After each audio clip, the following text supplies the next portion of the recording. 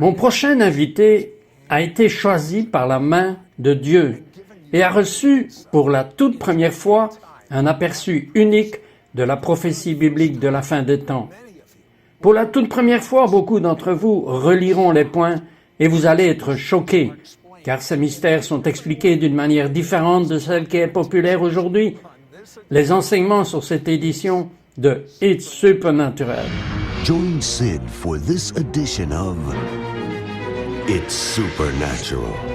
Bonjour, c'est Trott ici avec Joel Richardson. Et j'aime la prophétie, j'aime lorsque Dieu prédit ce qui va se passer. Et j'étais agent de change et j'ai presque honte de dire que j'étais au courant des choses comme des informations privilégiées à ce moment-là, avant que je sois croyant. Eh bien, nous, les croyants bibliques, sommes censés traiter des informations privilégiées. Et mon invité, Joel Richardson, je crois, a été choisi pour comprendre la révélation de la prophétie biblique des temps de la fin. En fait, Joel, votre femme a reçu une parole prophétique avant même que vous ne soyez mariés. Parlez-moi de cela. Elle était une femme qui priait pour elle avec un don prophétique important. Et l'une des choses qu'elle a reçues, c'était « Tu épouseras quelqu'un qui libérera une nouvelle compréhension significative de la fin des temps au corps du Christ. » Maintenant, quand elle m'a dit cela, peu de temps après notre mariage, j'ai pensé « Comment puis-je divulguer des informations sur quelque chose que je ne comprends pas? Ce n'est pas quelque chose que je peux faire se produire. Donc, si cela doit avoir lieu, ça va être quelque chose que le Seigneur va devoir libérer. » Ok, alors vous avez une réunion avec 7000 personnes et un prophète parle et devinez qui il choisit pour prophétiser sur lui? Joël. Saviez-vous qu'il allait vous choisir? Je veux dire, dans 7000 personnes. J'étais assis dans l'ombre, à la toute dernière rangée de cet immense auditorium. Il nous a appelés, ma femme et moi, par notre nom. Vous connaissait-il? Non. Il nous a appelés par notre nom et a parlé de plusieurs problèmes différents dans nos vies qu'aucun homme ne pouvait connaître dans le naturel. Donc évidemment, le Seigneur nous parlait. Et puis, parmi les choses qu'il a dites, était que le Seigneur me libérait dans une saison de révélation divine. Spécifiquement, à cause des années d'attente, le Seigneur développait la culture d'une relation intime. Et vous saviez que la révélation divine, qu'est-ce qui explosait en vous quand il a dit cela? Ah oui, au moment où il a dit cela, j'ai immédiatement pensé à la prophétie que ma femme avait donnée. Et je savais que cela avait à voir avec cette révélation concernant la fin des temps. Et encore, à ce moment-là, je pensais que cela allait devoir être le Seigneur.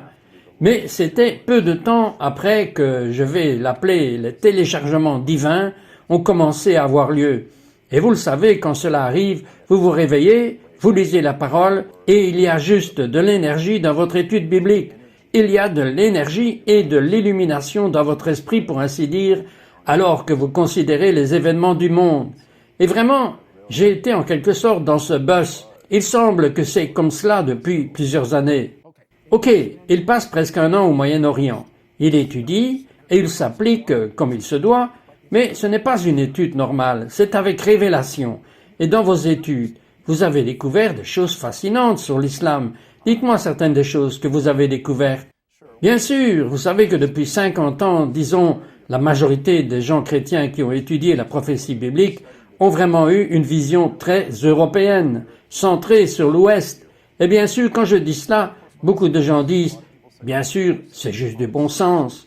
Mais vraiment ce que je sais, c'est montrer aux gens que toutes les prophéties de la Bible, toute l'emphase et l'accent sont vraiment centrés sur Israël. Et c'est au-delà d'être centré sur Israël, c'est centré sur le Messie. Donc si nous essayons simplement de résumer l'essence de la grande histoire de base que la Bible raconte, c'est en fait très simple. Et c'est quelque chose que tout le monde peut comprendre. Ce n'est pas aussi compliqué que beaucoup de gens le disent. Mais dites-moi ce que vous avez trouvé. Je veux que vous résumiez quel est l'état d'esprit islamique. Bien sûr, il y a beaucoup de choses quand vous regardez la religion de l'islam et vous la comparez à ce que la Bible dit à propos de l'armée de l'Antéchrist de la fin des temps ou de l'anti-Messie. Vous voyez que les prophéties de la Bible et la religion de l'islam vont de pair, qu'elles l'accomplissent spécifiquement. Vous avez de nombreux exemples. Allons à ce traité. Bien sûr, le traité de Judée, c'est un excellent exemple au début de la carrière de Mohammed. Il a conclu un traité avec la plus grande tribu, la plus puissante de la région. Il s'appelait les Koéchi, et c'était un traité de paix de 10 ans. Maintenant, immédiatement après ce traité, le lendemain, il a eu une révélation où il prétend qu'Allah, son Dieu, lui a dit qu'à partir de ce jour, quiconque rejoignait ce qui était à l'époque une petite bande naissante, d'environ 1 millier d'hommes, pouvait maintenant avoir une part importante du pillage, le butin, les esclaves, les femmes, etc. En 2 ans, ce groupe de pirates du désert est devenu 10 000 hommes. Puis, il a rompu le traité, il s'est retourné et a écrasé le pouvoir des Koachi. Donc, les musulmans considèrent Mohammed comme le premier exemple parfait qu'ils doivent imiter. Alors maintenant, les musulmans ont comme exemple ce concept de rupture de traité. Donc, vous avez compris que le précédent est de faire un traité quand vous êtes faible, mais quand vous êtes fort, vous le brisez. Qu'a fait Arafat quand il était au pouvoir? Qu'a-t-il dit discrètement? Nous savons ce qu'il a dit à l'ONU et au monde, mais qu'a-t-il dit dans les coulisses, secrètement? Bien sûr, à ce moment-là, il y avait un important traité de paix en cours entre les Palestiniens dirigés par Arafat et Israël. Et tout le monde était très excité. Il pensait que c'était une percée majeure. Eh bien, ici, Arafat était dans un groupe parlant en arabe.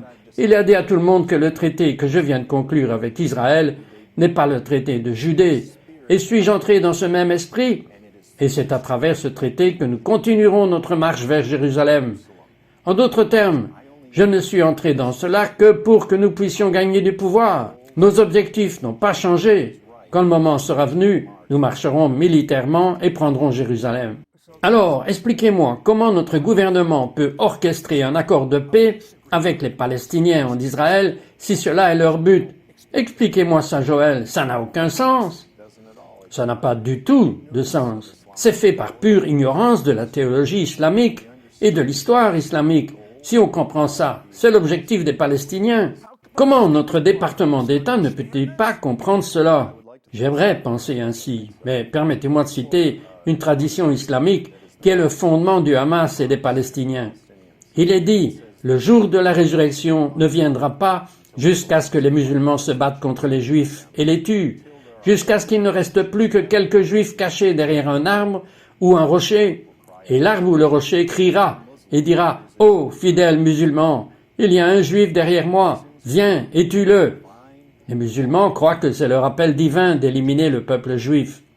Ok, cela ne ressemble pas à une religion pacifique pour moi. Nous reviendrons avec Joel Richardson et nous allons découvrir ce que la Bible dit et identifie comme un mystère babylonien.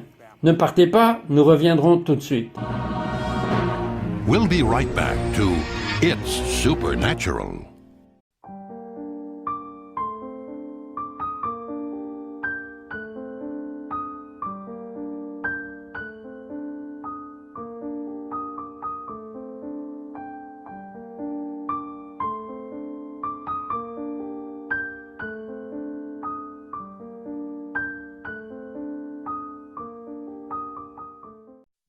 We now return to It's Supernatural.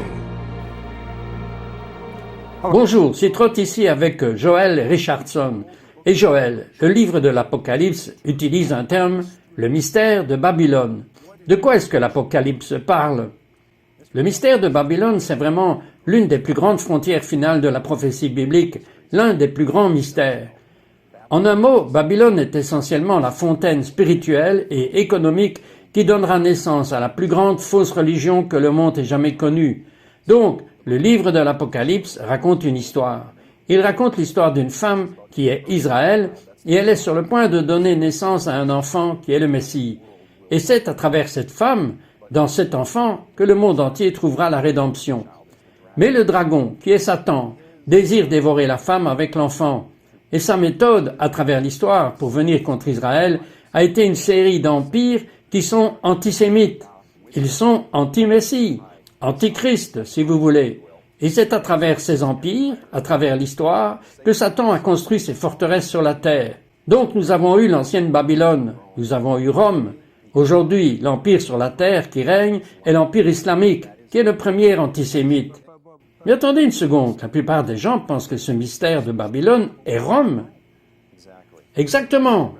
Quand on regarde Apocalypse 17, il est dit que la ville est assise sur 7 collines, qui sont aussi 7 têtes, qui sont aussi 7 rois. La montagne est un motif biblique commun pour un royaume ou un empire qui correspond au roi. Et quand on regarde l'histoire, on voit que l'Empire romain était le 6e empire, le 6e empire de l'histoire biblique, qui a persécuté et a essayé de détruire les Juifs. L'islam est le successeur naturel qui remplit le modèle de tous les empires précédents. C'est la plus grande force antisémite, la plus puissante que le monde ait jamais vue. Ok, vous avez tenu une formidable étude biblique parce que je l'ai lu. Identifié par la Bible, ce mystère de Babylone est l'Arabie saoudite. Maintenant, un autre nom pour le mystère Babylone est la grande prostituée. Et la Bible parle de ceux qui vont commettre la fornication avec elle.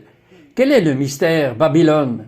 La fornication doit être comprise dans les termes simples de l'idolâtrie. C'est un faux culte. C'est tout culte qui est attribué à un autre Dieu autre que Yahweh, le Dieu d'Israël, le Dieu d'Abraham, Isaac et Jacob. Pas Allah, pas le Dieu de l'islam. Ce sont deux dieux très différents. L'Arabie saoudite est la première fontaine. C'est l'endroit d'où l'islam est né dans le monde. Et aujourd'hui, quand vous dites quelle est la première exportation de l'Arabie saoudite, les gens disent le pétrole. Le fait est que sa principale exportation est l'islam. C'est une idéologie. Donc, la fornication est l'exportation d'une fausse religion. L'Arabie saoudite n'est pas seulement un manipulateur économique sur la terre qui verse littéralement des millions de dollars dans les poches arrière des dirigeants mondiaux, mais utilise leur argent comme un puissant lobby antisémite.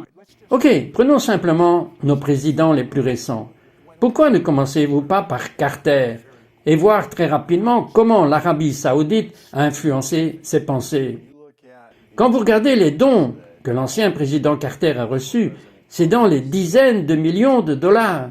Et ce sont tous ces millions, ces dizaines de millions de dons qui lui ont été faits personnellement par l'Arabie saoudite. Est-ce pourquoi il a sorti des livres si antisémites? Ils sont effrontément antisémites, accusant Israël d'être une nation d'apartheid, les accusant d'être essentiellement les nazis modernes de la terre. Et qu'en est-il de Bush? George Bush Senior et George Bush Junior ont des relations historiques profondes avec les princes saoudiens, l'ambassadeur Bandar. Alors vous demandez, beaucoup de chrétiens diraient, pourquoi est-ce que le président Bush, soi-disant un croyant né de nouveau, sortirait et dirait que l'islam est une religion de paix et une grande religion? Nous savons que ce n'est pas vrai. Peut-être que cela a à voir avec le fait qu'il ait reçu des dizaines de millions de dollars des Saoudiens. Ok, mais ce n'est certainement pas le cas du président Obama. L'histoire montre que le président Obama a reçu des fonds substantiels des Saoudiens par le biais d'un intermédiaire qui a en fait financé ses études à l'université de Harvard et Columbia. Et donc, il vient de recevoir. La plupart des présidents reçoivent les fonds après leur sortie. Il a déjà reçu une somme d'argent assez importante. Si nous regardons Clinton juste avant les élections, ils ont dû ouvrir leurs dons à plus de 30 millions de dollars d'Arabes saoudiens et du Golfe. Cet argent a un but. Les gens ne donnent pas des millions de dollars sans raison. Ok, vous avez mentionné les universités. Pourquoi toutes ces grandes universités comme Harvard, Georgetown et d'autres construisent-elles de grands bâtiments d'études islamiques, faisant venir les meilleurs musulmans pour parler sur leur campus? Harvard, pourquoi font-ils cela? 20 millions de dollars. 20 millions de dollars donnés par qui? Par le prince Alwet bin Talal, l'un des hommes les plus riches du monde, qui a versé 20 millions à Harvard, 20 millions à Georgetown, pour créer essentiellement des centres d'études de la propagande islamique. Puis il a eu le culot de venir à Harvard et faire la leçon aux États-Unis sur notre besoin d'être plus tolérants. Cela venant d'un prince qui vient d'une nation qui ne permettra pas qu'une simple église ou une synagogue soit construite dans leur pays, où les chrétiens et les juifs ne peuvent même pas pratiquer ouvertement leur foi. Il vient aux États-Unis et nous donne des conférences sur le fait que nous devons être plus ouverts. Ok, nous savons qui est le mystère Babylone. Qu'en est-il d'un terme mentionné dans le livre de l'Apocalypse comme la bête? Qui est la bête? La bête et la prostituée ont une relation très intéressante. C'est un peu comme le ranger solitaire en argent. Ils sont cavaliers et coursiers. Ils vont ensemble. Mais ensuite, nous voyons que la bête s'allume et dévore la femme. La bête est essentiellement l'empire ressuscité de la fin des temps. La coalition ou l'union ravivée des nations qui se retourneront alors contre la femme qui est saoudienne. À la fin, il est dit qu'ils la brûleront avec le feu. Vous savez que j'ai vu votre identification de qui sont les nations de la bête. Et encore plus important, qui est le chef des nations de la bête, que vous allez être choqués. Ne partez pas, nous revenons tout de suite. We'll be right back to It's Supernatural.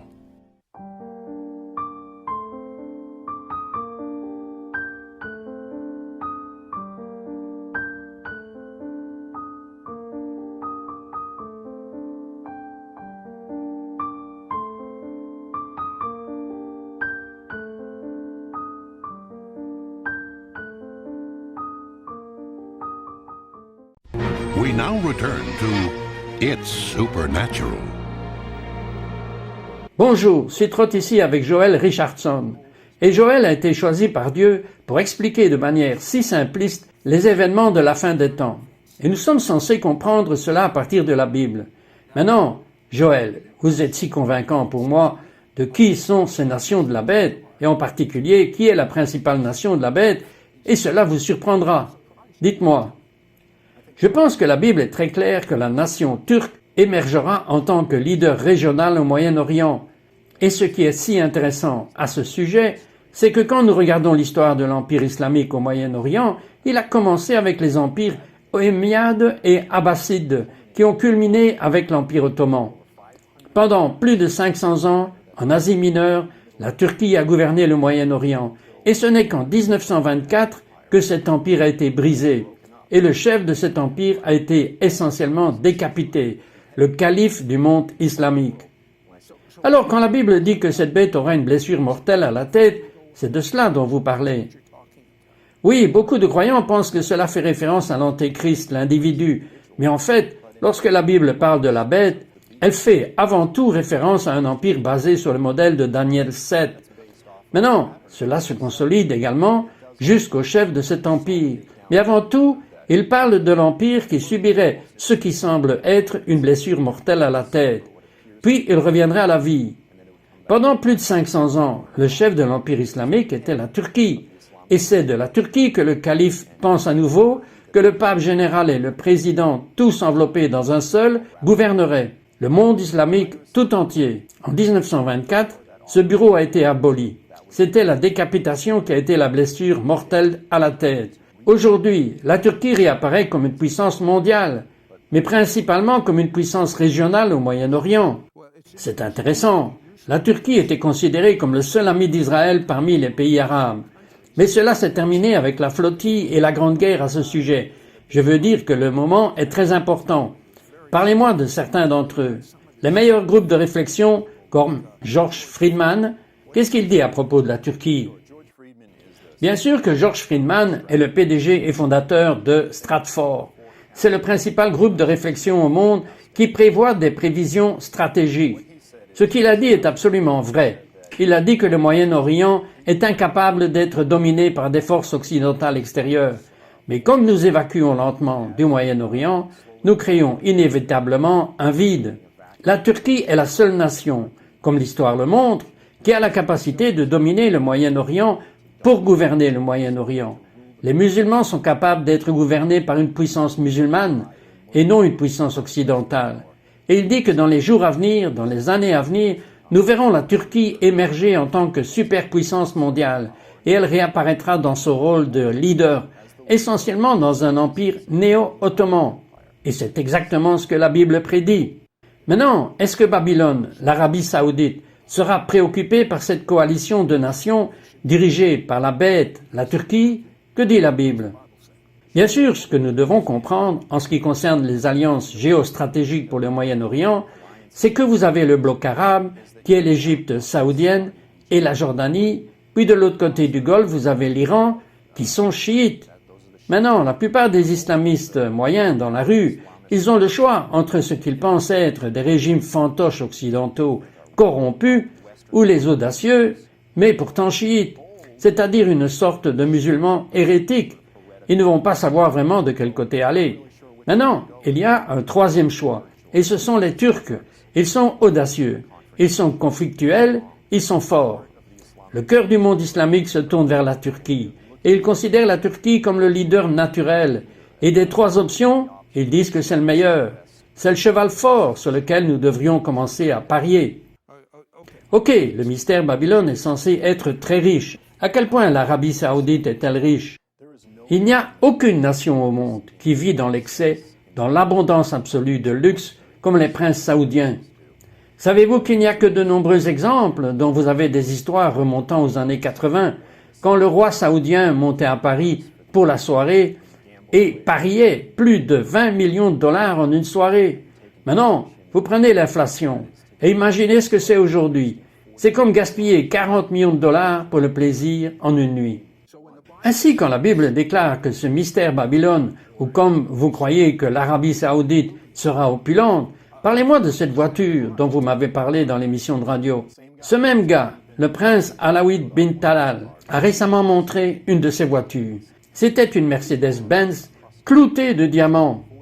Toute la voiture était incrustée de diamants. 43 millions de dollars dans une voiture. Ok, parlez-moi brièvement de cet homme, parce que je le trouve fascinant. Adnan Oktar. Adnan Oktar est l'auteur le plus publié dans tout le monde islamique, un intellectuel turc. Il a écrit près de 300 livres extrêmement influents, très modérés pour un musulman, très populaire. Il appelle ouvertement à toutes sortes de choses très intéressantes, dont l'une qu'il appelle une union islamique dirigée par les Turcs, juste après le récent incident de la flottille. Je les ai vus avec des cartes de l'Union islamique dirigée par la Turquie dans le monde entier. Ils brandissaient ces pancartes disant que l'Union islamique dirigée par la Turquie est la solution. Il appelle également à toutes sortes de choses. Voici un géant musulman très influent appelant au rétablissement du temple de Jérusalem à construire par les Juifs, il l'appelle le palais de Salomon. Pourquoi veut-il cela? De son point de vue, il pense que c'est juste quelque chose de merveilleux. Il croit que parce que Salomon était un prophète, que nous devrions reconstruire cet ancien temple. Et la Bible parle de reconstruire le temple dans les derniers jours. C'est exactement ce dont la Bible parle. Et il y a divers mouvements, diverses alliances entre juifs, orthodoxes et musulmans. Ok, ce qui est un anti-messie, une situation qui évolue. Y a-t-il beaucoup de musulmans qui en viennent à croire en Jésus maintenant? Absolument. Le fait est que de nombreuses tendances fusionnent à un moment donné. Nous avons la révolution de l'information. Nous avons un réveil dans le monde islamique. Des musulmans qui rencontrent Yeshua, Jésus. Il leur apparaît dans des rêves et des visions. Et par conséquent, vous avez certains des témoins les plus audacieux et les plus intrépides que le monde islamique ait jamais vus. Je vois cette audace que j'appelle tout simplement normale. Et il est temps que vous deveniez normaux. Comment devenez-vous normaux? Numéro 1, vous prenez ce cœur de chair mort et vous vous repentez de vos péchés et vous croyez que Jésus a lavé vos péchés et vous lui demandez de vivre à l'intérieur de vous. Alors, numéro 2, vous devenez un étudiant de la parole de Dieu et vous commencez non seulement à entendre, mais à faire ce qu'elle dit. Certains de ces musulmans audacieux qui viennent à Jésus, ils vont être en feu pour Dieu. Pouvez-vous voir ces musulmans radicaux qui viennent à Jésus et ces juifs orthodoxes? Ils viennent à Jésus s'alignant main dans la main en disant « Je t'aime, j'aime les Arabes » et les Arabes disent « J'aime les Juifs et je suis un nouvel homme, une demeure à part entière pour Dieu. » Et que je conclue le tout, assurez-vous que vous en faites partie. C'est ce que vous devez faire en ce moment.